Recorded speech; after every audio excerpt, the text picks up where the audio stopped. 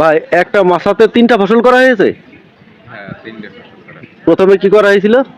প্রথমে শসা, তারপরে তারপরে চিচিঙ্গা আর এই গেমি একসাথে। চিচিঙ্গার গেমি শসাও একসাথে।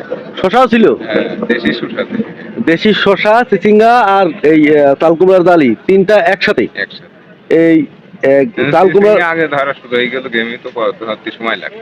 আর শশা শেষ হয়ে গিয়েছে। শসা, চিচিঙ্গা সব শেষ হয়ে গেছে। আচ্ছা, ওই যে শশা এবং চিচিঙ্গা এই দুইটাতে কেমন টাকা খাইছে? চিচিঙ্গাটাই আমার ১,০২৩,০০০ টাকা মতন। আর শশাই? শসাই হলো অর্ধেক জমি ছিল তো, ১০ কাঠা জমির মধ্যে ৫ কাঠা। আচ্ছা, ৫ কাঠা জমি হচ্ছে ওই ৯,০০০ টাকা মতন হয়ে গেল। হাইব্রিড দেশি শসা ছিল। ৯,০০০ টাকা, অর্থাৎ ৫ কাটাই ছিল, তাই তো? মানে এই ১০ কাটার ভিতরে অর্ধেক ছিল শশা। তো যাই হোক, শশা, চিচিঙ্গা আর এই চাল কুমড়ার ডালি এই তিনটা চাষ করেছে। আর তিনটা চাষে আপনারা শুনলেন, প্রথমে শশা বিক্রি হয়েছে কত টাকার? ৯,০০০ টাকা। ৯,০০০ টাকা। আর চিচিঙ্গা বিক্রি হয়েছে ২৩,০০০ টাকা। না, প্রথমে একদম হাইব্রিড শসার কথা বললো। না না না, এই দেশি শশা একটা মাছার কথা বলছি। হ্যাঁ, ওই একই মাছ। আর প্রথমে শসা সেটির সময় করে এলাম। প্রথমে এক চালান শীতের সময় করে নিয়ে এলাম। শীতের সময়। আচ্ছা আচ্ছা, তার মানে এই শীতের সময় প্রথমে এটাতে শশা করা হয়েছে, হাইব্রিড শশা।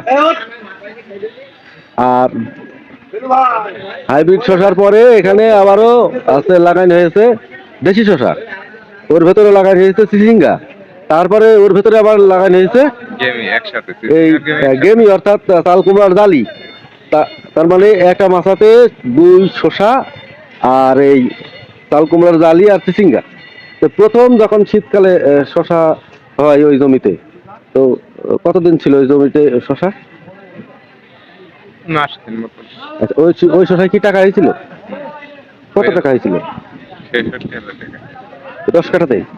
১০ কাঠার মধ্যে এবার সেই যে ২ জাত না গেলাম। আচ্ছা, একটা জাত ভালো ছিল।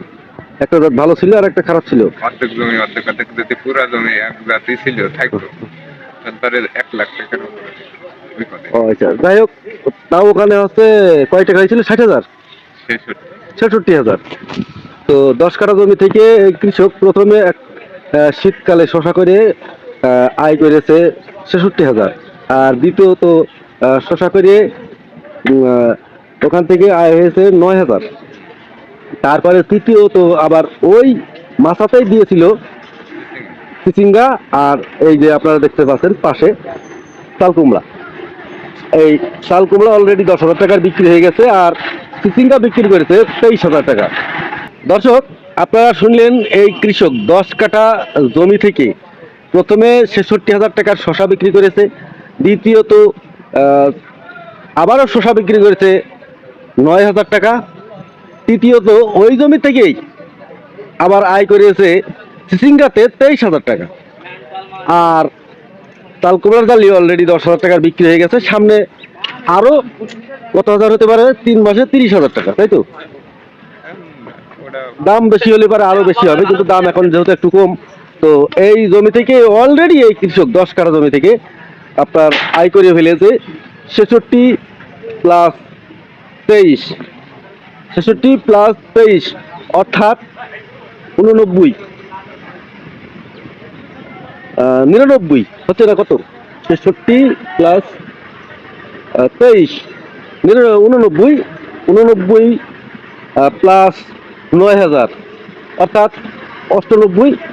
আর এই চাল কুমড়ার ডালি বিক্রি করেছে ১০,০০০, খালি ১,০৮,০০০ টাকা ১০ কাঠা জমি থেকে আয় করে ফেলেছে। আপনারা কৃষকের মুখ থেকেই কিন্তু শুনতে পেয়েছেন। তো ১,০৮,০০০ টাকা মাত্র ১০ কাঠা জমি থেকে ১,০৮,০০০।